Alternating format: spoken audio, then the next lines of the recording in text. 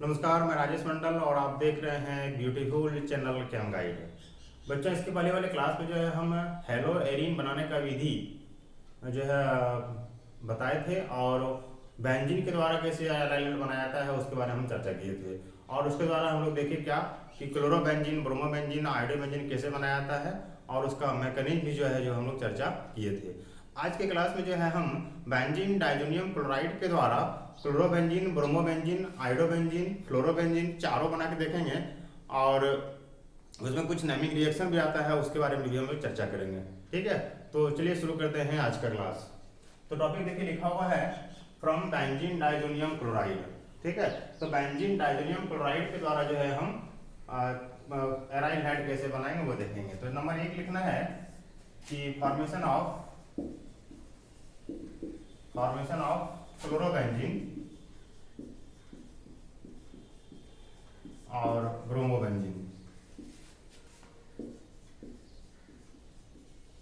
ठीक है बच्चों, क्लोरोबेंजीन या ब्रोमोबेंजीन बनाने के लिए है बेंजीन डाइजोनियम क्लोराइड को क्यूप्रस क्लोराइड और HCl या फिर क्यूप्रस ब्रोमाइड और HBr के साथ यदि इसको हम ट्रीट करते हैं तो क्लोरोबेंजीन या ब्रोमोबेंजीन का निर्माण होता है। ठीक है, तो बेंजीन डाइजोनियम क्लोराइड, ये रहा आपका बेंजीन डाइजोनियम क्लोराइड। ठीक है, बेंजीन डाइजोनियम क्लोराइड को क्यूप्रस क्लोराइड के साथ which is dissolved in HCl। ठीक है, अब जो है यहाँ पर क्या होता है, जैसे इसको हीट करते हैं, सेक करते हैं, तो सबसे पहले जो है नाइट्रोजन गैस आपका रिमूव होता है। ठीक है, और नाइट्रोजन गैस जैसे रिमूव करेगा आपका क्लोरीन यहाँ से बॉन्ड ब्रेक करेगा, क्लोरीन बाहर निकल जाएगा और यहाँ जो आपका क्लोराइड है वो क्लोराइड जाके वहां पर जाके आपका शिफ्ट हो जाता है। ठीक है, तो बनता क्या है जाके आपका क्लोरोबेंजीन प्लस क्या निकल जाएगा मैनली आपका N2 गैस। ठीक है, सेम इसी प्रकार यदि बेंजीन डाइजोनियम क्लोराइड को cuprous bromide dissolve in HBr के साथ यदि हम इसको हीट करते हैं तो सेम क्या निकलेगा, N2 आपका ऐसे रिमूव करेगा, यहाँ Cl क्या होगा जाके आपका बाहर निकल जाएगा, तो बचेगा क्या जाके आपका Br।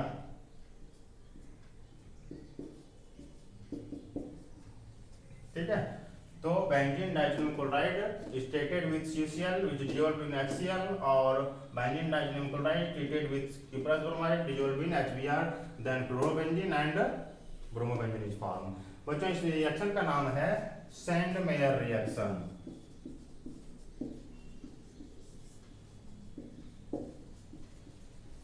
क्या नाम है?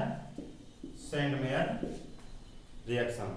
यदि हम क्यूप्रस क्लोराइड और HCl के स्थान पर यदि हम कॉपर पाउडर और HCl ले लें, ठीक है, या फिर क्यूप्रस ब्रोमाइड और HBr के स्थान पर जो है कॉपर पाउडर और HBr ले लें, तो यहाँ भी जो है देखेंगे कि क्लोरोबेंजीन और ब्रोमोबेंजीन का निर्माण होता है। ठीक है, और उस रिएक्शन का नाम जो है आपका गेटरमैन रिएक्शन करते हैं। क्या कहते हैं? Gattermann reaction. तो देखते हैं कैसे जो है हम लोग बना पाते हैं कॉपर पाउडर और HCl के साथ। टॉपिक सेम रहेगा, प्रोसेस थोड़ा सा चेंज होगा। Benzene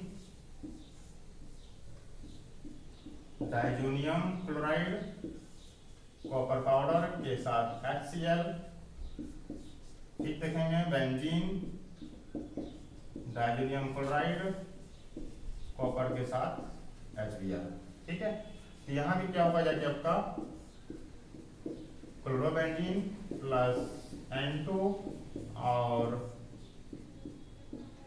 bromobenzene plus N2।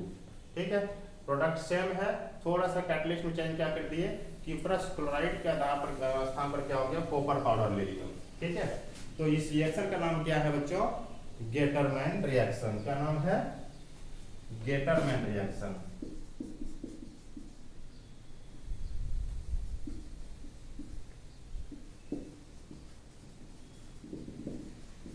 ठीक है, तो यदि सैंडमेयर रिएक्शन पूछा जाएगा तो क्या करना है, बेंजीन डाइजोनियम क्लोराइड को क्यूप्रस क्लोराइड और HCl के साथ, या फिर बेंजीन डाइजोनियम क्लोराइड को क्यूप्रस ब्रोमाइड और HBr के साथ ट्रीट करते हैं तो क्लोरोबेंजीन और ब्रोमोबेंजीन प्राप्त होता है। लेकिन यदि कॉपर पाउडर के साथ HCl मिला दें या फिर कॉपर पाउडर के साथ HBr मिला देंगे तो यहाँ भी क्लोरोबेंजीन और ब्रोमोबेंजीन का निर्माण होता है, और इस अभिक्रिया का नाम क्या है तो गेटरमैन रिएक्शन।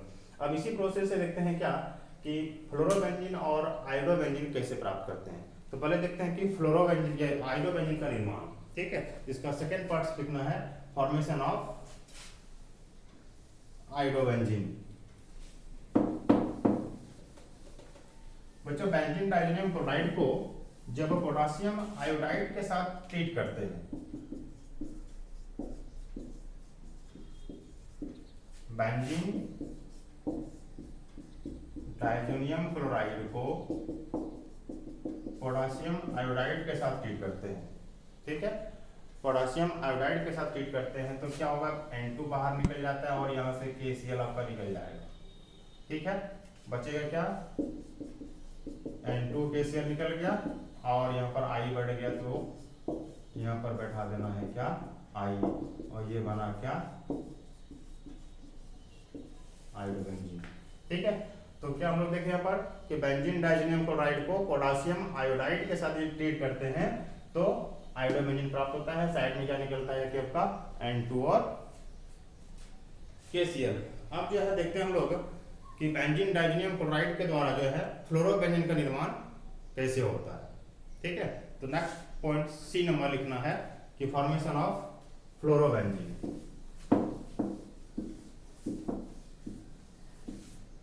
C नंबर लिखना है फॉर्मेशन ऑफ फ्लोरोबेंजीन। बच्चों यहां भी क्या करना है, बेंजीन डाइजोनियम क्लोराइड को HbF4, इसका नाम क्या है फ्लोरोबोरिक अम्ल। क्या नाम है, फ्लोरोबोरिक अम्ल। बेंजीन डाइजोनियम क्लोराइड को HbF4 के साथ यदि हम हीट करते हैं तो सबसे पहला काम क्या होता है, HCl आपको यहां से रिमूव होता है। क्या होगा, HCl रिमूव होगा प्लस N2BF4 जो है यहाँ पर आपका मिलकर एक इंटरमीडिएट कंपाउंड देता है N2BF4, ठीक है। बच्चा इसको फिर से जब हीट करते हैं तब क्या होता है, N2 यहाँ से जो है आपका निकलना शुरू करेगा, BF3 भी बाहर हो जाता है और एक फ्लोराइड जो है आपका बच जाता है और वो बेंजीन में आके शिफ्ट हो जाता है, ठीक है। और ये क्या प्राप्त हो गया तो फ्लोरोबेंजीन, ठीक है। तो यहां देखिए क्या हम कि जब बेंजीन डाइजोनियम क्लोराइड को HbF4 के साथ जब गर्म करते हैं, ठीक है, तो पहले एक इंटरमीडिएट कंपाउंड देता है और उसके बाद फिर से जब उसको हीट करते हैं तो क्या बनाता है फ्लोरोबेंजीन। बच्चों इस रिएक्शन का नाम क्या है, बाल्ज-सीमन रिएक्शन। क्या नाम है, बाल्ज-सीमन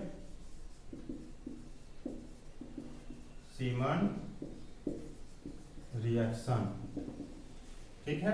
तो यहाँ पर हम लोग क्या देखें कि बेंजीन डाइजोनियम क्लोराइड के द्वारा क्लोरोबेंजीन, ब्रोमोबेंजीन, आयोडोबेंजीन और फ्लोरोबेंजीन चारों हैलाइड का निर्माण कर सकते हैं, ठीक है। अब जो एक लास्ट प्रोसेस बच्चा है बच्चों कि बेंजीन के द्वारा एक और प्रोसेस है जिसको हम लोग बोलते हैं रेसिज प्रोसेस। तो रेसिज प्रोसेस के द्वारा कैसे हम क्लोरोबेंजीन को निर्माण करते हैं देखते हैं, ठीक है। तो अगला पॉइंट लिखना है रेसिज प्रोसेस। बच्चों साथ ही साथ नोट्स बनाना है।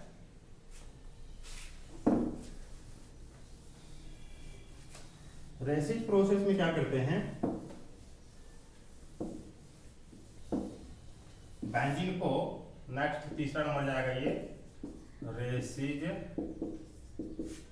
प्रोसेस। रेसिज प्रोसेस में क्या करते हैं, बेंजीन को HCl और O2 के साथ, ठीक है, अप्रॉक्स 523 केल्विन टेम्परेचर पर इसको हीट करते हैं, ठीक है। तो क्या होता है कि आपका यहां से H, ये वाली H और यहां से इसको हाफ कर दें, एक ऑप्शन हो गया H2O। यहां से H2O आपका एक मॉलिक्यूल रिमूव किया और जो Cl जो बच्चा यहाँ पर Cl बेंजीन में आके शिफ्ट हो जाएगा और इस प्रकार से जो है हम क्लोरोबेंजीन का निर्माण यहाँ से हम कर सकते हैं। ठीक है, इस प्रोसेस का क्या नाम है जाके रेसिक प्रोसेस। बच्चों एक और प्रोसेस है जो कि silver salt of fatty acid. ठीक है, silver salt of fatty acid से जो है हम एराइल क्लोराइड या फिर ब्रोमाइड को बना सकते हैं। ठीक है, उससे जो है आयोडाइड या फ्लोराइड नहीं बना सकते। तो देखते हैं नेक्स्ट प्रोसेस जो है silver salt of fatty acid. चौथा पॉइंट है from silver salt of fatty acid या इसको कार्बोक्सिलिक एसिड भी बोलते हैं।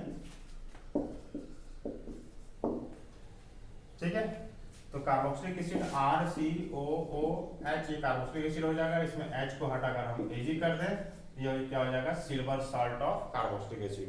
अब यहाँ पर बच्चे जो है R के जगह में, चूंकि हमको तो एराइल बनाना है, ठीक है, और जब एराइल बनाना है तो R के जगह हम क्या यूज करेंगे, फिनाइल। सही बोले, ठीक है, क्या यूज करना है, फिनाइल।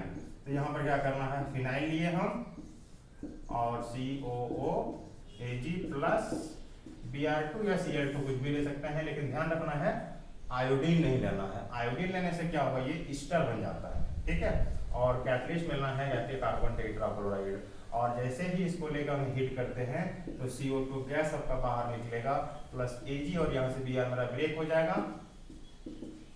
ठीक है, यहाँ से निकल जाएगा क्या, AgBr, CO2 और AgBr यहाँ से रिमूव होगा, AgBr प्लस CO2 और एक Br जो है यहाँ पर बढ़ जाएगा।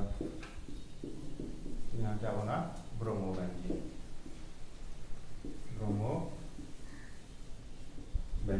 बच्चों यहाँ क्या देखे हम कि silver salt of carboxylic acid को ब्रोमीन या क्लोरीन के साथ यदि हम ट्रीट करवाते हैं in presence of carbon tetrachloride तो जो है आपका ब्रोमोबेंजीन या क्लोरोबेंजीन का निर्माण कर सकते हैं। बच्चों इस रिएक्शन का नाम क्या है, हुन्स-डीकर रिएक्शन। क्या नाम है, हुन्स-डीकर रिएक्शन।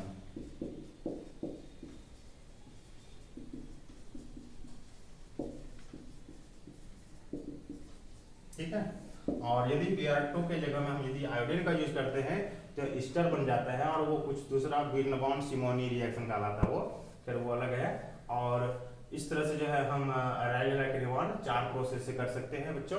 ठीक है, तो इतना सारा था प्रिपरेशन। अब नेक्स्ट क्लास जो है हम लोग प्रॉपर्टीज ऑफ एराइल देखेंगे। ठीक है, और तब तक के लिए जो है तैयारी करते रहिए। धन्यवाद।